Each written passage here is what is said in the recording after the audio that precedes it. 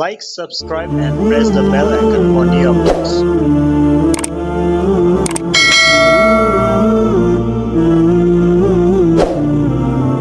نحمده ونصلي ونسلم على رسوله الكريم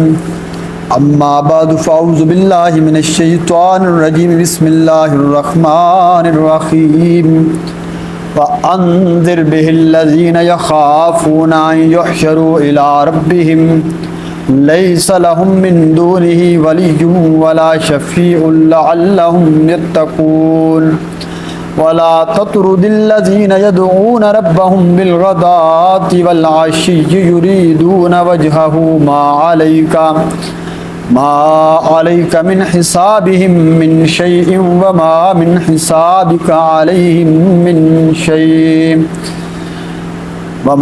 حسابك عليهم من شيء فتطردهم فتكون من الظالمين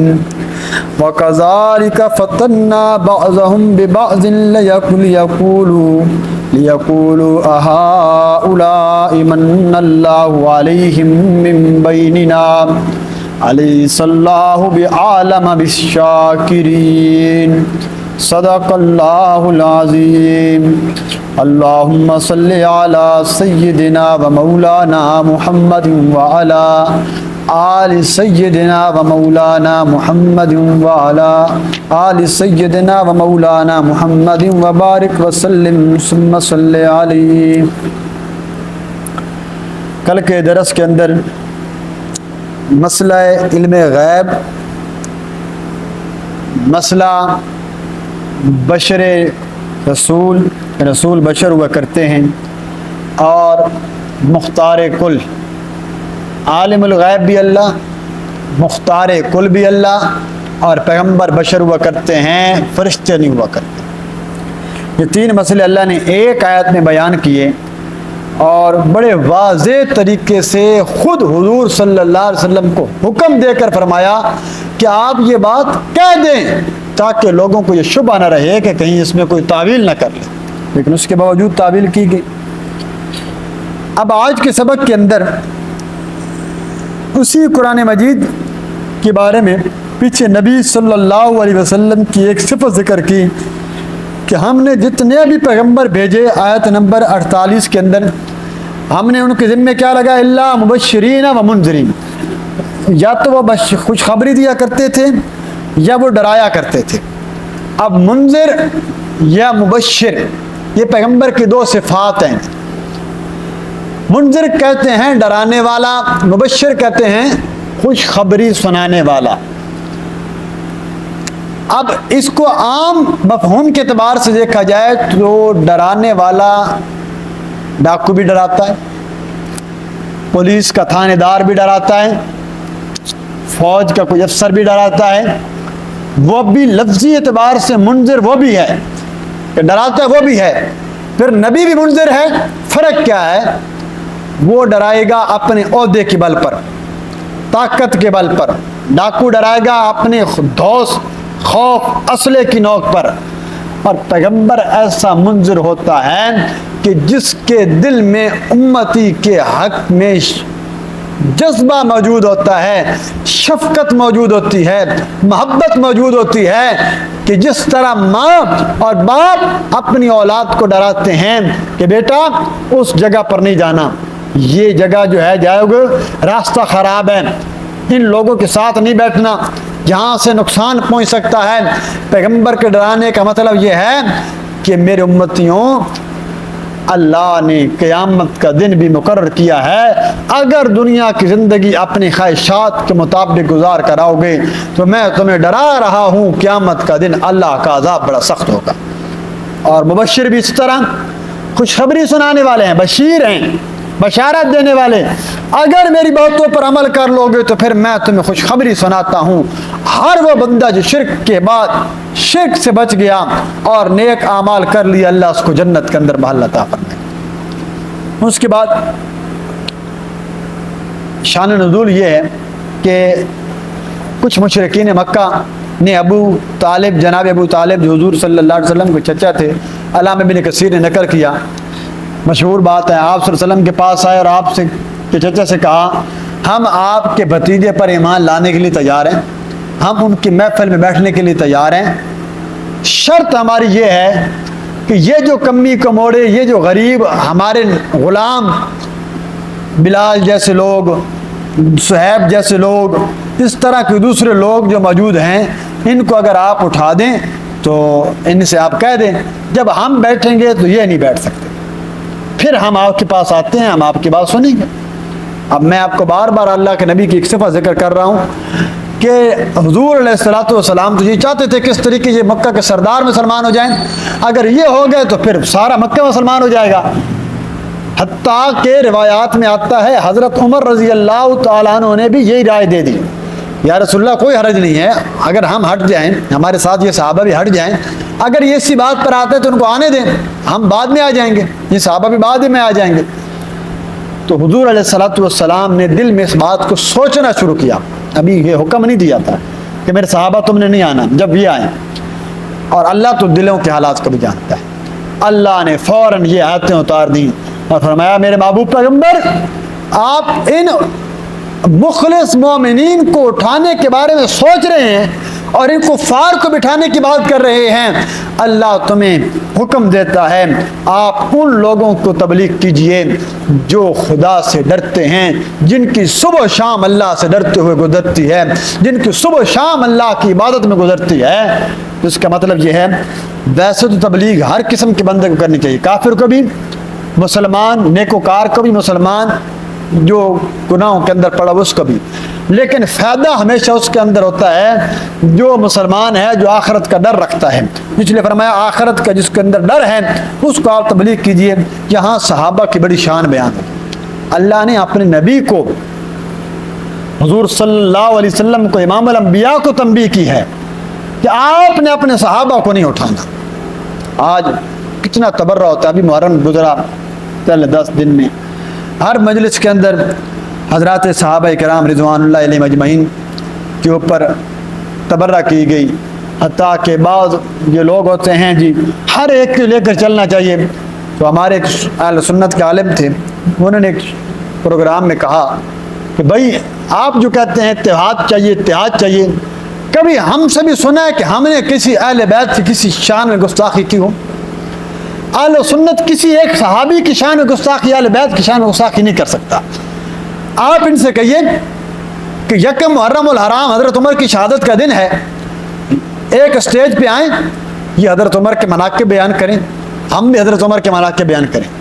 10 محرم کو ہم آتے ہیں ان کے اسٹیج پر، حضرت علی المرتضیٰ، حضرت حسن و حسین، اہل بیت کی شان ایسی بیان کریں گے کہ جس کا مقابلہ بھی کوئی نہیں کر سکتا، جو صحیح شان ہے ان کے مطابق بیان کریں گے۔ ابھی حکومت کہتی ہے کہ یہاں گستاخی ہوتی ہے، وہ ذاکر نے کھلے عام ٹی وی پہ بیٹھ کے کہا کہ مجھے اپنے شیعہ ہونے پہ فخر ہے، میں عمر کو مسلمان ہی نہیں سمجھتا، میں ان کے فضائل کیسے بیان کروں؟ یا آپ ہمیں اتفاق کی بات کرتے ہیں؟ آج لوگ کہتے ہیں کیا بات ہے، مسلک کی تو بات ہے، یہ مسلک کی بات نہیں ہے۔ صحابہ کا ایمان یہ پیمانہ ہے کہ جو صحابہ کو اوپر ایمان رکھتا ہے اس کو ہم مومن سمجھیں گے، جو صحابہ کو ابو بکر عمر و صدیق کو صحابی نہیں مانتا اس کا اسلام کے ساتھ کوئی تعلق نہیں ہے، کیونکہ یہ دین ہمیں صحابہ کے ذریعے پہنچا، بڑی فضائل ہیں حضرات صحابہ کرام کے۔ تو بہرحال یہ وہ پیغام ہے جو اللہ دینا چاہتے تھے تمام ان لوگوں کو۔ اللہ کہتے ہیں ہم نے یہ کہتے ہیں اللہ نے اس بندے کو، حضرت نوح علیہ السلام کی قوم نے کیا کہا تھا؟ نوح علیہ السلام کی قوم نے بھی یہی کہا تھا، یہ نوح ہم تیری بات سننے کو تیار ہیں لیکن یہ تو کیا کہتا ہے، قالوا انؤمن لک واتبعک الارذلون، کیا ہم تیرے اوپر ایمان لائیں اور تیری اتباع کرنے والے ذلیل لوگ ہیں؟ یہ حقیر، یہ فلاں پیشے والا، فلاں پیشے والا۔ حضور علیہ السلام کی حدیث سنیے گا، آپ نے فرمایا تھا طوبی للغرباء، غریبوں کو خوشخبری دے دو، فقراء کو خوشخبری دے دو۔ اسلام کی ابتدا بھی انہی سے ہوئی تھی اور اسلام کی انتہا بھی انہی تک رہے گی، کہ یہ جو اسلام کے اندر آتے ہیں مخلص ہو کر آتے ہیں اور قرب قیامت بڑے بڑے مالدار اسلام سے پیچھے ہٹ جائیں گے، یہ غریب لوگ اسلام کو تھامے رکھیں گے۔ فرمایا ان کو خوشخبری دے دو، تو لہذا اللہ کی تقسیم پر راضی رہا کریں. ایمان کی دولت جو اللہ نے دے دی ہے یہ سب سے بڑی دولت ہے. تو فرمایا ان کے اعتراضوں کی پرواہ نہ کیجیے, آپ کو جو حکم دیا جا رہا ہے آپ اس کے اوپر عمل کیجیے اور لوگوں کو قرآن کے ذریعے تبلیغ کیجیے. آپ دیکھیے فرمایا وَأَنذِرْ بِهِ الَّذِينَ يَخَافُونَ أَن يُحْشَرُوا إِلَىٰ رَبِّهِمْ لَيْسَ لَهُم مِّن دُونِهِ وَلِيٌّ وَأَنذِرْ بِهِ الَّذِينَ يَخَافُونَ وَأَنذِرْ اور آپ ڈرائیے بھی اس قرآن کے ذریعے الذین ان لوگوں کو یخافون جو ڈرتے رہتے ہیں ان یحشروا کہ وہ لوگ جمع کیے جائیں گے الی ربہم اپنے پروردگار کی طرف. آپ ایسے لوگوں کو ڈرائیے جو قیامت کے اوپر ایمان رکھتے ہیں, جنہیں اس بات کی فکر ہے کہ کل اللہ کے دربار میں ہم نے پیش ہونا ہے, ہم نے اللہ کو اللہ کے سوالوں کے جواب دینے ہیں. لیس لہم من دونہ کون سا دن کون سا پروردگار لیس لہم نہیں ہوگا ان لوگوں کے لیے من دونہ اس خدا کے سوا ولی نہ ہی کوئی کارساز ولا شفیع اور نہ ہی کوئی شفیع قہری زبردستی شفاعت کرنے والا. لعلہم یتقون شاید کہ لوگ متقی بن جائیں. آپ ایسے لوگوں کو تبلیغ کیجئے جن کے دلوں میں خوف خدا ہے, جن کے دلوں میں اللہ کا ڈر ہے. اگر آپ کسی مسلمان کو تبلیغ کریں گے ہو سکتا ہے وہ آپ کی بات سن کر اس بات کو سمجھ لیں کہ کل میں نے بھی مرنا ہے, کل میں نے بھی اللہ کے دربار میں پیش ہونا ہے. ہو سکتا ہے آپ کی بات اس کے دل پر اثر کر جائے, وہ بندہ نمازی بن جائے, وہ بندہ قرآن کے قریب آ جائے, وہ بندہ اپنی پچھلی زندگی سے توبہ کر لے. لیکن اس کے برخلاف ایسے کافروں کے اندر آپ سے کوئی سوال نہیں ہوگا جو کافر آخرت کے دن پر ایمان نہیں رکھتے. وَلَا تَطْرُدِ الَّذِينَ يَدْعُونَ رَبَّهُمْ بِالْغَدَاةِ وَالْعَشِيِّ وَلَا تَطْرُدِ الَّذِينَ مت ہٹائیے آپ ان لوگوں کو,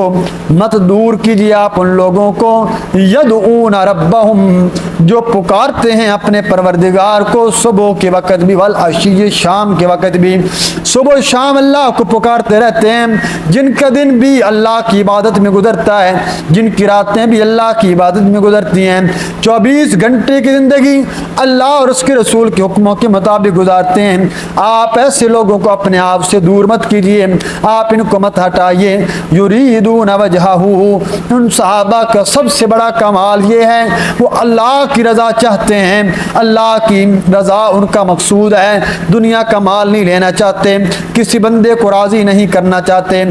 جہاں تک رہ گئی یہ بات کہ آپ اس بارے میں فکر ہیں کہ اگر یہ کافر کفر کی حالت میں مر گئے تو ان کے بارے میں مجھ سے سوال کیا جائے گا. فرمایا نہیں, ما علیک من حسابہم من شیء نہیں ہے آپ کے ذمے من حسابہم ان کے حساب میں سے من شیء کچھ بھی, ان کا حساب آپ سے نہیں لیا جائے گا. وما من حسابک علیہم من شیء اور نہیں لیا جائے گا آپ کا حساب ان کے اوپر کسی قسم کا. آپ نے اپنا حساب دینا ہے, انہوں نے اپنا حساب دینا ہے. آپ سے ہم یہ نہیں پوچھیں گے کہ وہ بندہ جہنم میں کیوں جا رہا ہے, آپ نے ان کو ہدایت کیوں نہیں دی, کیونکہ ہدایت دینے کا معیار اللہ کے پاس ہے, ہدایت دینے کا اختیار اللہ کے پاس ہے. اور ان سے یہ نہیں پوچھا جائے گا کہ دائی نے پیغمبر نے جو بات کی تھی کیا تم نے اس کا احتساب کیا تھا. فَتَطْرُدَهُمْ فَتَكُونَ مِنَ الظَّالِمِينَ اور اگر بالفرض والمحال آپ نے اپنے صحابہ کو چھوڑ دیا ان مشرکین کی وجہ سے, ان سرداروں کی وجہ سے, ان چودھریوں کی وجہ سے, ان وڈیروں کی وجہ سے آپ نے ان غربا کو چھوڑ دیا, ان کی اپنی محفل سے برخاست کر دیا. فَتَكُونَ مِنَ الظَّالِمِينَ پس آپ ہو جائیں گے بے انصافوں میں سے, آپ انصاف نہ کرنے والوں کے اندر شامل ہو جائیں گے. یہ میں نے بڑا محتاط ترجمہ کیا ہے, ظالم کا معنی بڑا سخت ہوا کرتا ہے. اللہ نے کہا کہ اگر آپ نے صحابہ کو مجلس سے اٹھایا فَتَكُونَ مِنَ الظَّالِمِينَ اس کا ادب کے دائرے میں رہتے ہوئے ہم ترجمہ کرتے ہیں آپ ہو جائیں گے بے انصافوں میں سے. یہ انصاف تو نہیں ہے کہ آپ کی مار کھائیں یہ بلال, مار کھائیں یہ صحابہ, اور جب تبلیغ کرنے کی باری آئے یہ ہٹ جائیں اور وہ سردار آ جائیں. کسی کی سرداری، اگر آج بھی یہ مسئلہ قیامت تک کلی قرآن ہے، اگر آج بھی کوئی بندہ یہ کہتا ہے، امام بخاری رحمۃ اللہ علیہ وقت کے امام تھے محدثین کے، حدیث کے امام ہیں، آج قرآن کے بعد سب سے صحیح کتاب بخاری شریف ہے، بخاری شریف کا درس دے رہے ہیں، تو بخارا شہر کے جو حاکم تھا نا، اس نے پیغام بھجوایا، اس نے کہا محمد بن اسماعیل، امام بخاری کا نام ہے محمد بن اسماعیل، محمد نام تھا، والد کا نام اسماعیل تھا، کہ آپ کو حاکم وقت بلا رہا ہے اور وہ چاہتا ہے کہ آپ بخاری کا درس جو لوگوں کو دیتے ہیں نا، اسی طرح آ کر میرے گھر میں آ کر میرے بچوں کو بھی بخاری پڑھائیں۔ تو امام بخاری رحمۃ اللہ علیہ نے فرمایا کہ میں حدیث کی توہین نہیں کرنا چاہتا، میں یہاں درس دیتا ہوں، اگر تمہارے بچے پڑھنا چاہتے ہیں تو یہیں پر میرے درس میں آ کر پڑھ لیں، میں تمہارے گھر میں نہیں آؤں گا۔ اس نے کہا یہ تو نہیں سکتا۔ پھر بالآخر اس نے کہا اچھا ایسا کرتے ہیں، وہ مسجد میں آئیں گے، وہ ان غرباء کے ساتھ نہیں بیٹھیں گے، ان کی ایک الگ نشست ہوگی اور وہ وہاں بیٹھیں گے، آپ ان کو وہاں پڑھائیں گے۔ امام بخاری نے فرمایا میں ایسا بھی نہیں کروں گا، میں ایک ہی درس دوں گا، وہ سننا چاہتے ہیں تو سنیں اور اسی حلقہ احباب میں شامل ہو جائیں، اگر ان کے اندر طلب نہیں ہے تو پھر میں نہیں پڑھاؤں گا، میں توہین نہیں کروں گا۔ اسی بات پہ وہ حاکم سیخ پا ہوا، آپ کے خلاف پروپیگنڈا کیا اور آپ کو بخارا شہر سے جلا وطن کر دیا گیا۔ امام بخاری ان کو جلا وطن کیا گیا، اپنے شہر سے در بدر کر دیے گئے تھے اور باہر جا کر ان کا انتقال ہوا تھا۔ تو یہ اللہ کا قرآن یا کوئی دین کے لیے بندہ یہ کہے کہ میرے لیے کوئی خاص حکم نکالیے یا میرے لیے کوئی خاص اہتمام ہونا چاہیے۔ آج لوگ کہتے ہیں بھائی علماء مسئلہ نہیں بتلاتے، بھائی ہماری ذمہ داری ہے کہ ہم نے قرآن پڑھ کے سنانا ہے، جس کو اللہ نے توفیق دی وہ بیٹھے گا، سنے گا، پڑھے گا، اب جس نے نہیں بیٹھنا اب اس کے گھر میں جا کر پڑھانا، یہ تو اسلام اور اس قرآن کی اہمیت کو بھی انسان کم کر دے گا۔ اس لیے فرمایا کہ دین کو سیکھنا پڑے گا، وقت نکالنا پڑے گا۔ تو اللہ کے ہاں یہ وقت بڑا قیمتی ہے، کل قیامت کے دن انشاءاللہ آپ کا یہ وقت بڑا قیمتی شمار کیا جائے گا جنہوں نے قرآن کے ساتھ جوڑ بنایا۔ اور آج بھی حدیث وہ میرے سامنے گزری، فرمایا کہ قرب قیامت اچانک بندہ صبح اٹھے گا اور ایسے ہوگا یوں قرآن کھولے گا، قرآن مجید میں یہ الفاظ موجود نہیں ہوں گے، بالکل سادہ صاف قرآن ہوگا، وہ دوسرا قرآن اٹھائے گا اس میں بھی الفاظ نہیں ہوں گے، تیسرا اٹھائے گا، حتیٰ کہ پورے شہر میں بھاگے گا، کسی قرآن میں اس کو لفظ نہیں ملے گا۔ وہ قرآن کی تلاوت کرنا چاہے گا، تلاوت نہیں، سورۃ فاتحہ نہیں پڑھ سکے گا، اللہ سینوں سے بھی قرآن اٹھا لے گا، اللہ ورقوں سے بھی قرآن اٹھا لے گا۔ فرمایا اس دن سے پہلے پہلے قرآن کے ساتھ تعلق بنا لو، ایسا نہ ہو کہ قرآن اللہ اٹھا لے پھر اس دن انسان افسوس کرتا رہے۔ آخر آیت فرمایا وَكَذَلِكَ فَتَنَّا بَعْضَهُمْ بِبَعْضٍ، اسی طرح آزمایا ہم نے، آزمائش کی ہم نے بعض کی بعض کے ذریعے، ہم نے بعض کو بعض کے ذریعے آزمایا، کس طریقے سے؟ لیقولوا، تاکہ وہ یہ بات کہیں، اہؤلائی، کیا یہی وہ لوگ ہیں، من اللہ علیہم، کہ جن پر اللہ نے احسان کیا، من بیننا، ہمارے درمیان سے۔ کافر کہا کرتے تھے نا، یہ اللہ کے نبی فرماتے ہیں بھائی جن پر اللہ نے اسلام کی توفیق، جن پر اللہ نے انعام کیا، وہ کہتے ہیں غریبوں پر اللہ نے انعام کیا ہے، یہ اگر اللہ کا احسان یہ ہے کہ یہ مان لے تو پھر ہمیں احسان نہیں چاہیے۔ اب اسی کلمہ کفر کی وجہ سے اللہ نے انہیں اسلام سے دور کر دیا۔ اللہ کہتے ہیں الیس اللہ بعالم بالشاکرین، کیا نہیں ہے اللہ خوب جاننے والا بالشاکرین، شکر کرنے والوں کو۔ جو شکر کرتا ہے اللہ اس کو اچھی طرح جانتے ہیں، جو شکر نہیں کرتا اللہ اس سے یہ نعمت چھین لیا کرتے ہیں۔ اس لیے تو فرمایا یہ ایمان کی دولت پر شکر ادا کیا کریں، کم از کم روزانہ انسان اللہ کے ہاں 2 رکعت نفل جس میں نیت انسان شکر کی بھی کیا کرے۔ اللہ تعالیٰ لاکھ لاکھ شکر ہے تو نے صحت سلامتی دی، ایمان عطا کیا، باقی نعمتیں عطا کی، یہ رب کا شکر ہے، جتنا شکر کرے گا اللہ نعمت اضافہ فرمائیں گے۔ اللہ کریم سے دعا اللہ تعالیٰ ہمیں صحیح معنوں قرآن و سنت پر عمل کی توفیق عطا فرمائے۔